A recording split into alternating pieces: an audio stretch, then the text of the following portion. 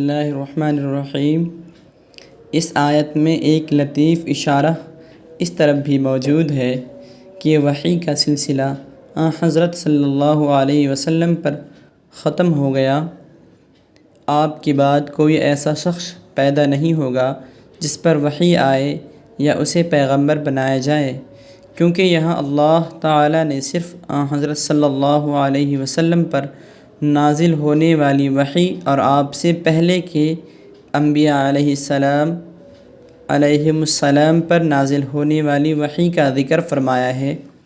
آپ کے بعد کی کسی وحی کا ذکر نہیں فرمایا۔ اگر آپ کے بعد بھی کوئی نیا پیغمبر آنے والا ہوتا تو یا اس کی وحی پر ایمان لانا ضروری ہوتا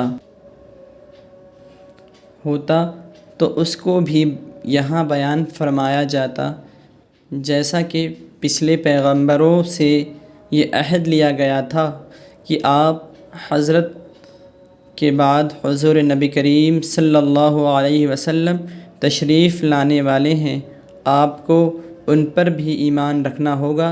دیکھیے قرآن کریم سورہ آل عمران آیت نمبر 81 نمبر 2۔ آخرت سے مراد وہ زندگی ہے جو مرنے کے بعد حاصل ہوگی اور جو ہمیشہ کے لیے ہوگی، اور اس میں ہر بندے کو دنیا میں کیے ہوئے اعمال کا حساب دینا ہوگا، اور اسی کی بنیاد پر یہ فیصلہ ہوگا کہ وہ جنت میں جائے گا یا جہنم میں۔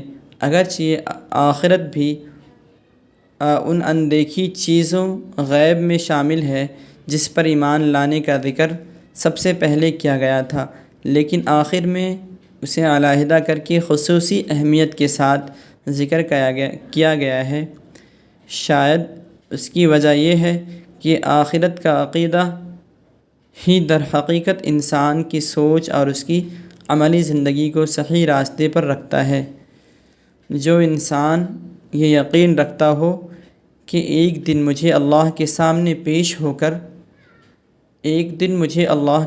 پیش ہو کر اپنے ہر عمل کا جواب دینا ہے، وہ کسی گناہ یا جرم کے ارتکاب پر کبھی ڈھٹائی کے ساتھ آمادہ نہیں ہوگا۔